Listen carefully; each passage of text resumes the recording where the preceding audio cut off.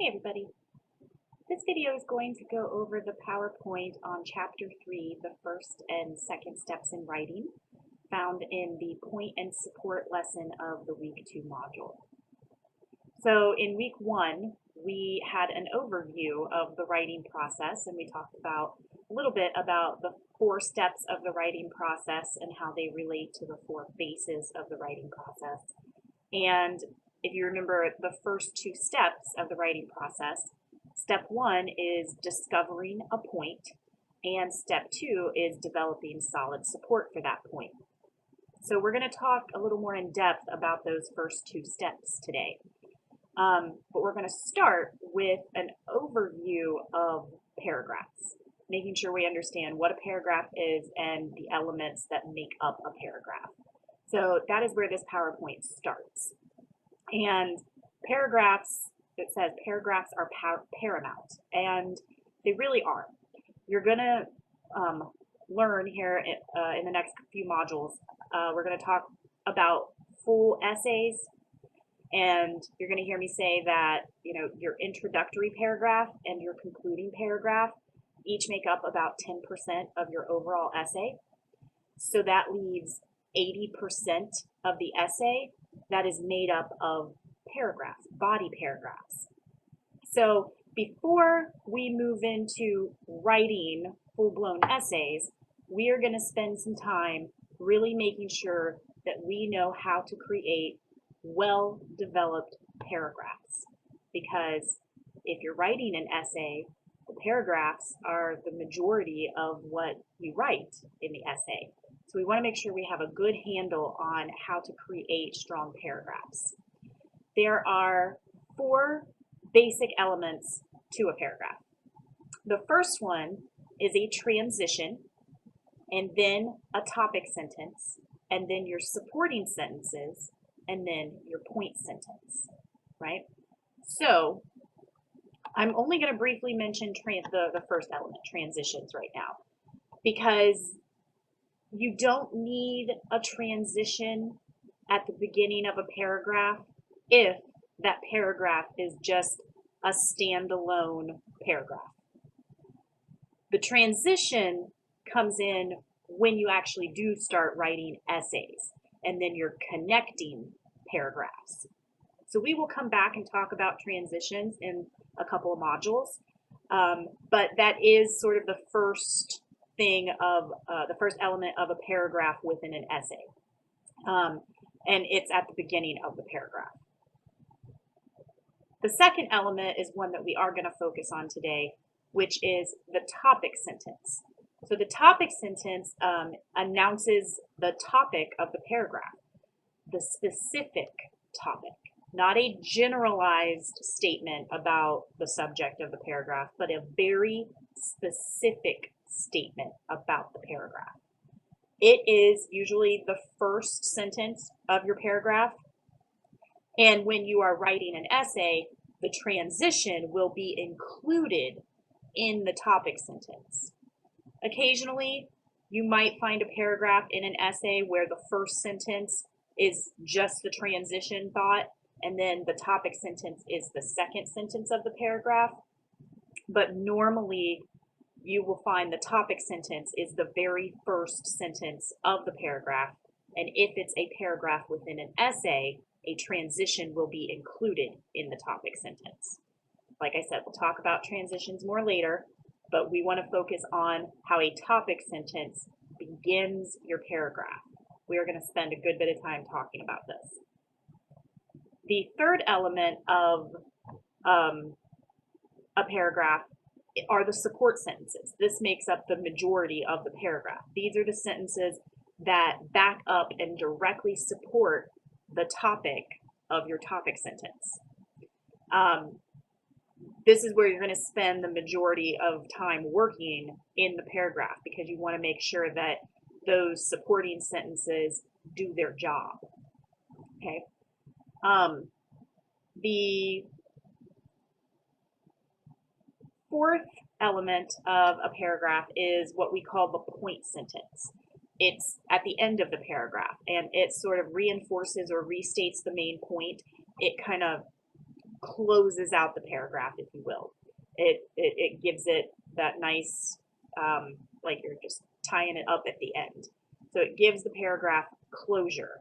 And we do that typically by reminding our reader what our whole purpose was in the paragraph.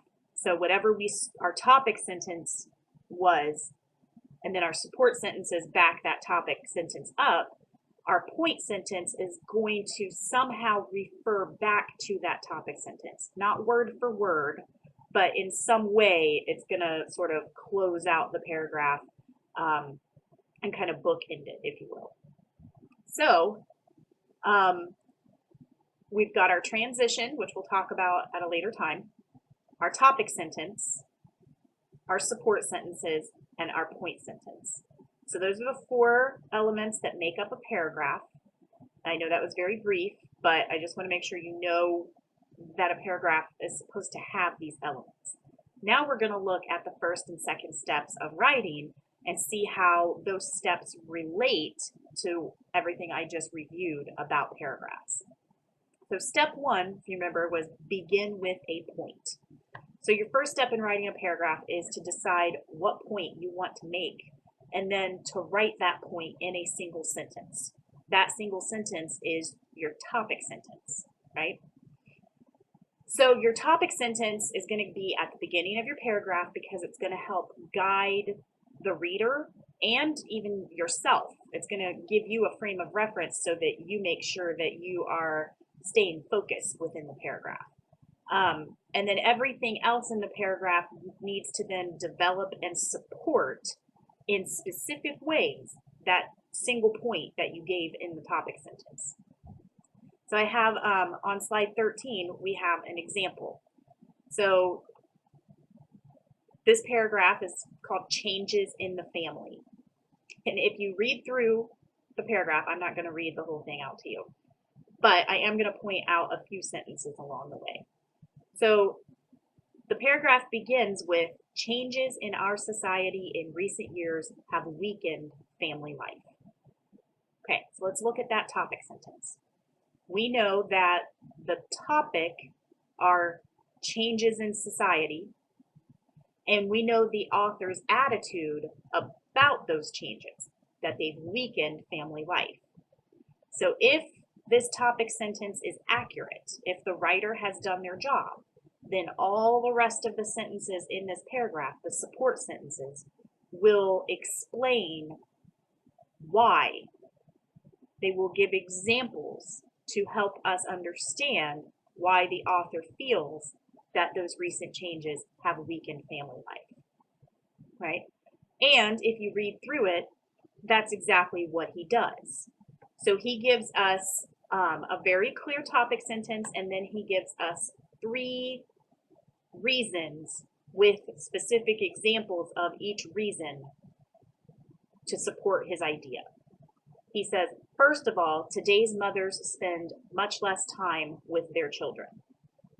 So that's his first reason for thinking that changes in society have weakened family life. But he doesn't just stop there. He gives us more specific examples of mothers spending less time with their children. Then, a little bit further down, another change is that families no longer eat together. So that's his second reason for thinking that recent changes in society have weakened family life. But again, he doesn't just stop there. He adds on and gives us very specific examples of how families no longer eat together. And then, a little bit further down, finally, television has taken the place of family conversation and togetherness. So television is his third reason for thinking that changes in society have weakened family life. And again, he doesn't just stop there. He gives us examples of how television has changed the family life. And then we get to the last sentence. Clearly, modern life is a challenge to family life. So he gave us a topic sentence that was very clear, very focused, and we knew what he was going to try to accomplish in the paragraph based on that topic sentence. And then he did that. He followed through. He had 3 very specific reasons and he gave examples of each reason, and then he gave us that point sentence at the end to sort of round it all out. So that is a good example of a very well-developed, well-supported, focused paragraph. Notice that there was nothing included in that paragraph that didn't belong in the paragraph. He tells us in the beginning that, changes in our society in recent years have weakened family life. And he stays on topic from beginning to end. Every sentence that he includes makes sense in the paragraph. Nothing seems out of place. Nothing seems like he, lost his train of thought for a brief moment. No, he stays totally focused from beginning to end. So that's the first thing that you want to make sure that you have is you've got to have that point. That is step one, coming up with your point and creating a topic sentence around it. But as you're completing the next step, which we'll talk about, of creating the support sentences, you have to make sure that those support sentences directly relate to that topic sentence. You don't want to go off topic. That's why it's called a topic sentence. And you'll find that happening in your writing, and it's natural. But that's one thing you need to watch out for as you revise. When you look back over what you've written, is check every paragraph to make sure it has a specific topic sentence, and then check to make sure that you did not go off topic. What happens if you do go off topic? Well, then you have some decisions to make.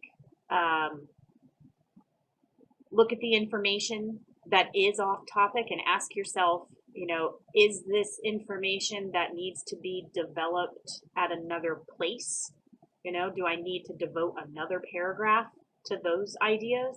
Or do I just need to get rid of them? Did I just, get lost in my thoughts for a brief moment, but really this stuff is irrelevant and I just need to take it out?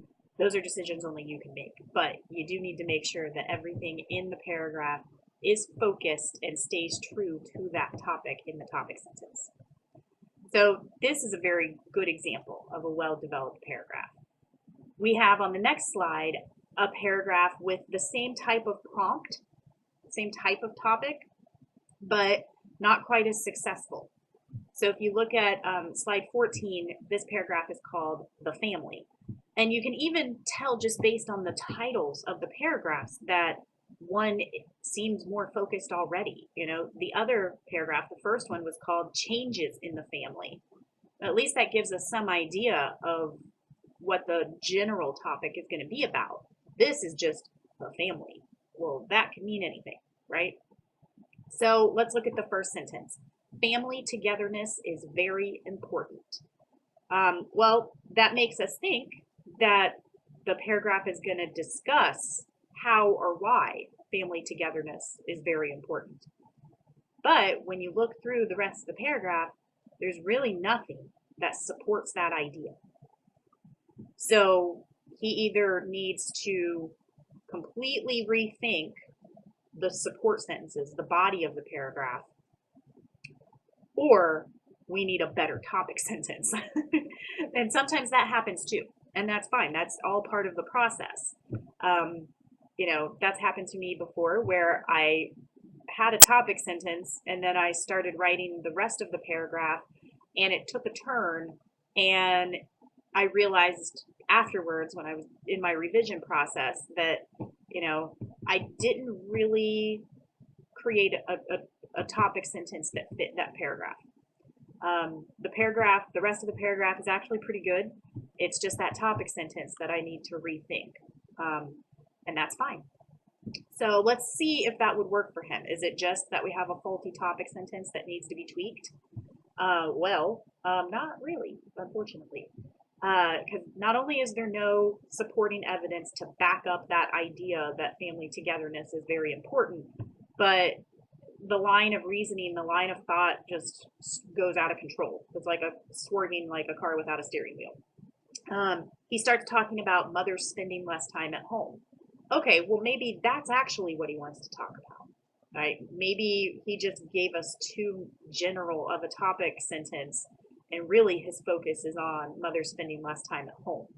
Then maybe he would just need to revamp the topic sentence and everything would be fine. But nope, because then he switches gears again and starts talking about fathers. He talks about families in previous times, and then families who find ways to spend time together. And then there's the really weird random section about food and nutrition. Because he's talking about how it's not good that we don't, cook our own food and things like that anymore. Today's takeout foods and frozen meals can provide good nutrition. I'm not sure that's true. So it's this really weird section there about food and nutrition. And then he ends on yet another idea. TV must be used wisely to achieve family togetherness. And that's, the paragraph is not unified. It is not focused. This person needs to really rethink what they actually want to write about. It almost sounds more like a free write than a developed paragraph. And that's what happens often when students skip the pre-writing step of the writing process.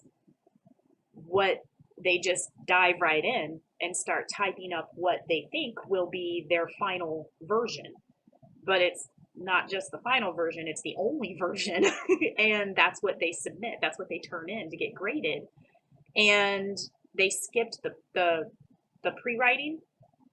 So really, what they submitted was their pre-writing because they didn't take it any further. So that's what this seems like to me. It really sounds like someone who was simply exploring their thoughts, coming up, generating ideas. And now they need to move on to do a little more pre-writing and a little more organizing and making some choices and then drafting the paragraph. But regardless of whether this was a first attempt, what you need to realize is that it's not just a faulty topic sentence here. The entire paragraph needs to be reworked. It's not unified around a single idea and it moves all over the place. So it's very out of focus. The first version was definitely much stronger. So we have that first step, making a point, right?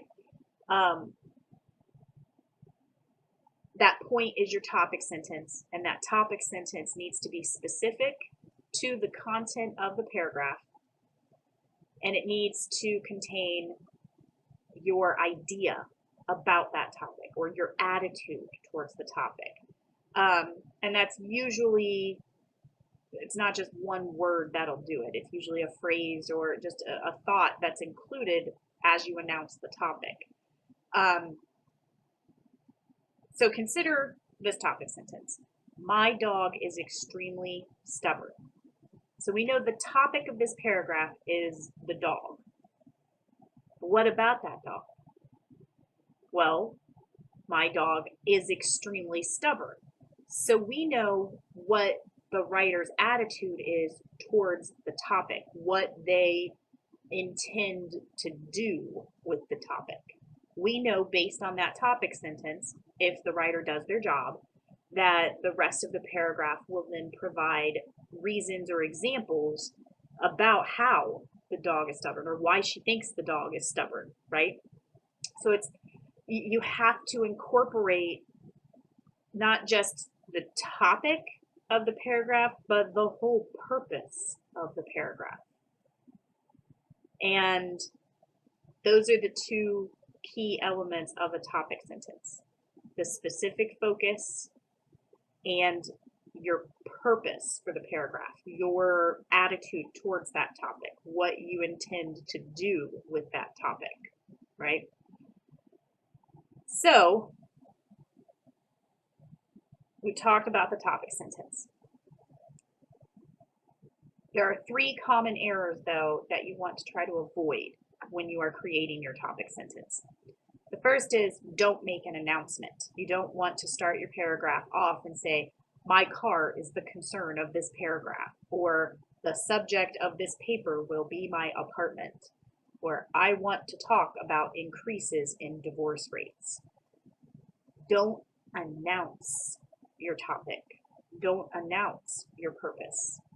Create it organically within the writing. You also don't want a statement that is too broad. So you don't want to say many people have problems with their cars at the beginning of your paragraph, because that's too big of a topic to cover in one paragraph. Many people have problems with their cars. That could mean anything. That's not really letting us know what this specific paragraph is actually going to be about. You know, you want the topic sentence to be super specific and directly related to the support sentences. So you wouldn't want to say the places where people live have definite effects on their lives. It's too much, you know, how you're not really telling me what the rest of the paragraph is going to be about, because I know you're going to be looking at something specific about how where we live has effects on our lives. So say that in the topic sentence. Many people have trouble getting along with others.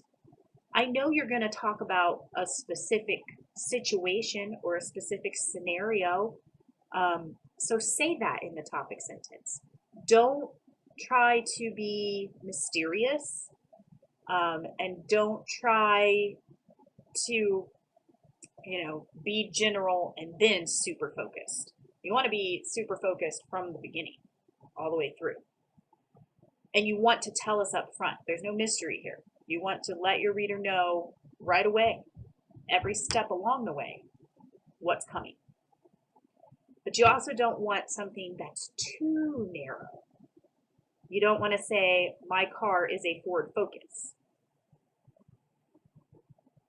That's very specific now. It's not just, my car is the concern of this paragraph, or many people have problems with their cars. You've given me a specific topic, but there's no room to maneuver within it. There's no second part to the topic sentence. Remember, it needs to have the specific topic as well as your attitude toward the topic, or what you intend to say about the topic. So, okay, your car is a Ford Focus, and what? There's something missing in that topic sentence. It's too narrow right now. Same thing with, I have no hot water in my apartment at night. And what's your point? It's a topic sentence. You're trying to make a point, but right now you're just giving us a very, narrow idea of what you might end up talking about in the paragraph. So don't announce, don't be too broad, but don't be too narrow. Remember that the topic sentence is made up of the specific focus of the paragraph, as well as your attitude toward that topic, or at least like what your purpose is, what you're going to be doing with that topic in the paragraph. Okay, so you want to think of the point as an umbrella.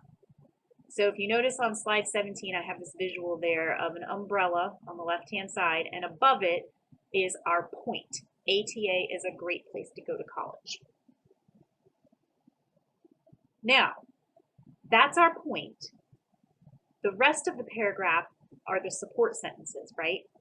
So everything else in the paragraph, all of the supporting sentences, need to fall under that main topic at the top of the umbrella. Everything else in the paragraph should logically fit under the umbrella. So if you look on the right-hand side, we have at the top our point, ATA is a great place to go to college.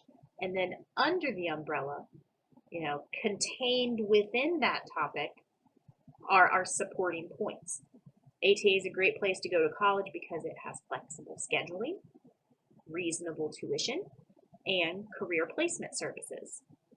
So everything, if the paragraph is the umbrella, the point sentence is at the top, the topic sentence is at the top of the umbrella, and everything in the paragraph, all of the supporting points and the examples and details need to fall under that umbrella. So those supporting points, like I said, they're going to be made up of examples, reasons, facts, statistics, things like that. That's the second step of writing. So you come up with your point, and then how are we going to support it, right? So the first step, making sure you have a clearly stated point. The second step is to support that point with specific evidence. The supporting evidence is needed so that we can see, so the reader can see for themselves that your point is sound, that your point is logical. And on slide 18, I go back to that example paragraph on changes in the family. Paragraph we looked at a few slides before this, the one that was good, the strong paragraph. So his point was changes in our society in recent years have weakened family life. And if you remember, he had three main supporting points. He talked about mothers, he talked about eating habits, and he talked about television. And for each of those three supporting points, he gave specific details and examples to support that point.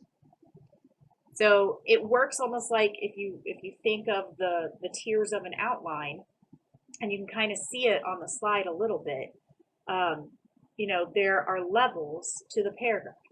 And your topic sentence, your point, is here at the top, and then you have however many main supporting points, and each of those main supporting points is going to have its own examples and evidence. That's a well-supported paragraph, right? So on slides 19 and 20, I give you two more sample paragraphs. The first one on slide 19 is called Reasons for Going to College. And I decided to attend college for various reasons. Okay, I'm expecting to hear what those reasons are, right? One reason is self-respect.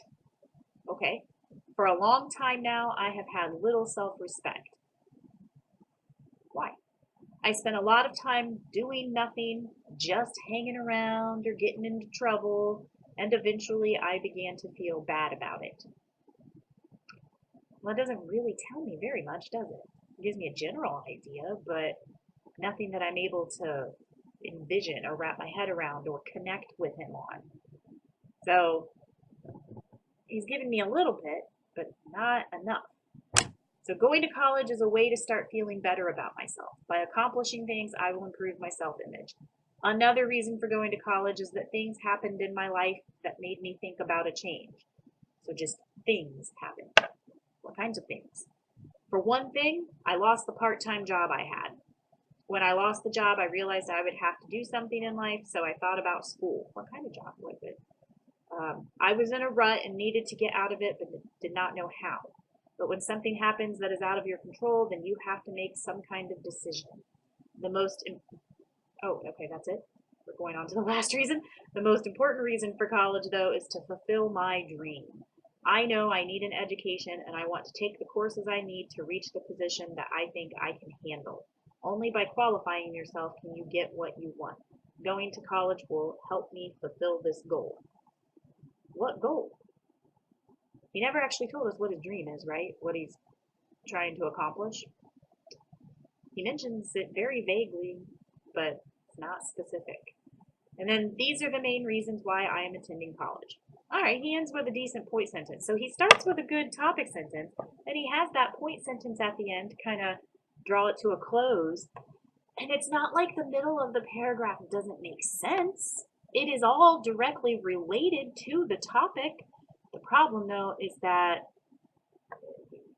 it's so general and so vague that I still don't feel like I know much about why he's going to college. Um, it's like we're hovering on the surface here, and I'm not invested yet. So it has some work still that needs to be done, especially when you compare it to the paragraph on the next slide, on slide 20. Same prompt, why I'm in school. There are several reasons I'm in school. First of all, my father's attitude made me want to succeed in school. One night last year, after I had come in at 3 a.m., my father said, "Mickey, you're a bum." When I look at my son, all I see is a good-for-nothing bum. I was angry, but I knew my father was right in a way. I had spent the last 2 years working at odd jobs at a pizza parlor and luncheonette, trying all kinds of drugs with my friends. Very specific examples there. That night, though, I decided I would prove my father wrong. I would go to college and be a success. Another reason I'm in college is my girlfriend's encouragement. Marie helped me fill out my application and register for courses. Very specific. She even lent me $65 for textbooks. Very specific. On her day off, she lets me use her car so I don't have to take the college bus. Very specific examples. The main reason I am in college is to fulfill a personal goal. For the first time in my life, I want to finish something. For example, I quit high school in the 11th grade. Then I enrolled in a government job training program, but I dropped out after 6 months. I tried to get a high school equivalency diploma, but I started missing classes and eventually gave up. Now I am in a special program where I earn my high school degree by completing a series of 5 courses.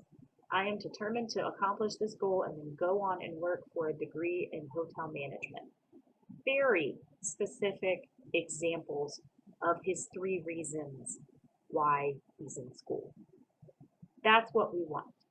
That first version was not a total washout. It was not horrible. It just wasn't specific with its examples. It was very vague and very general. All right, so we want very specific details to help support our ideas. So we want specific, right? We move down to slide 22. Our topic sentence is sort of our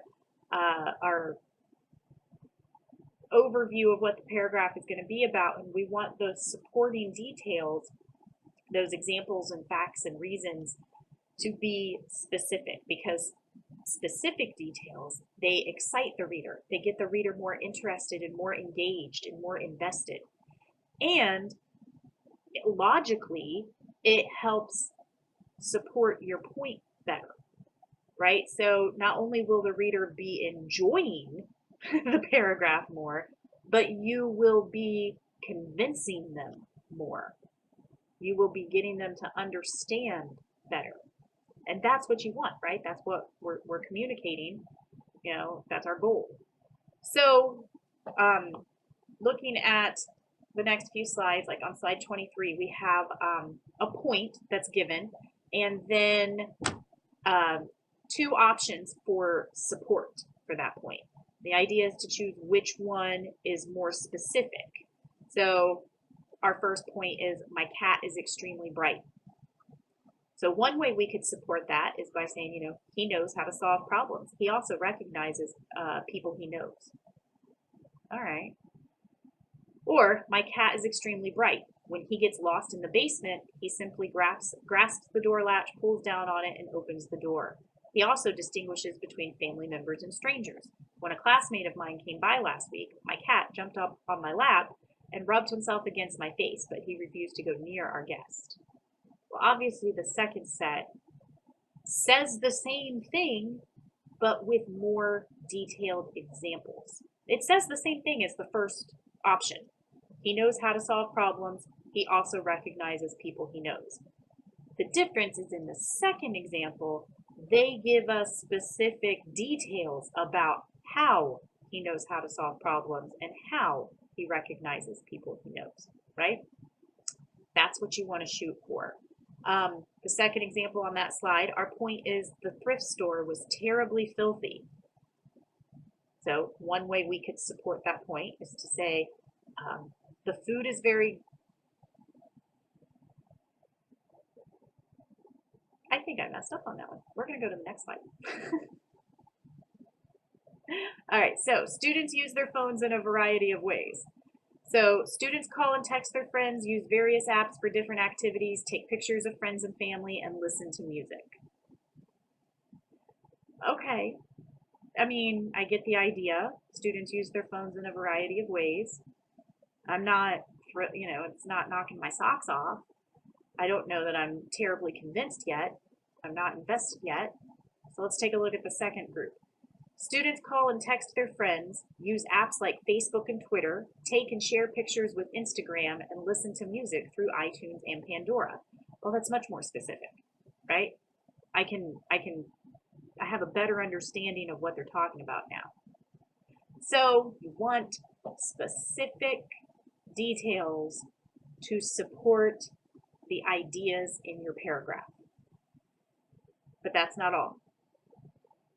As we see on slide 25, we also need adequate details, which means enough. We need to have, now we're talking about quantity.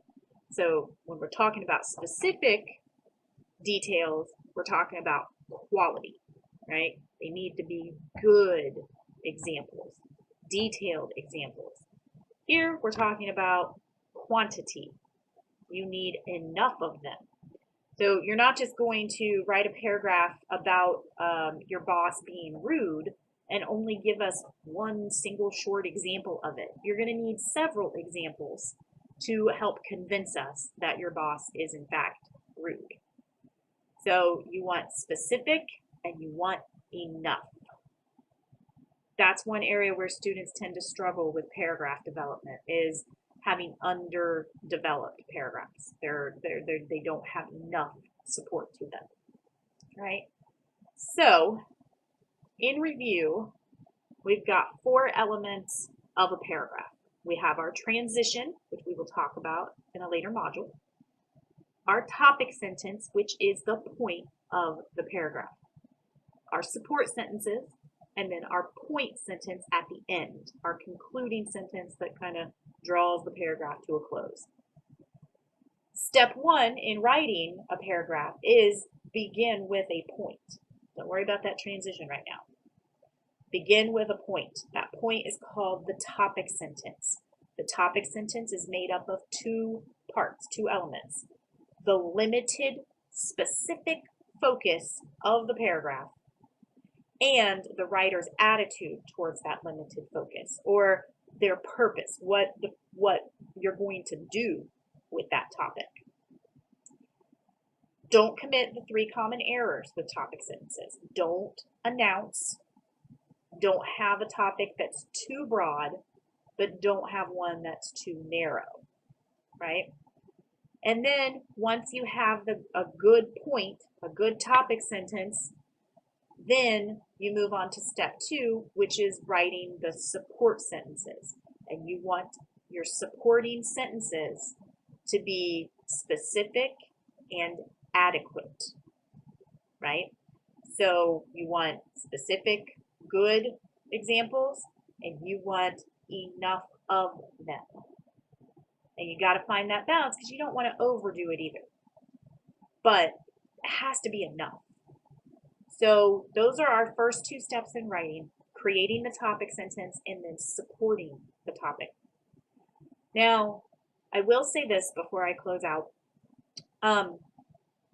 It's okay if the point you begin with when you're first drafting or first trying to figure this all out, I sometimes call it a working topic sentence.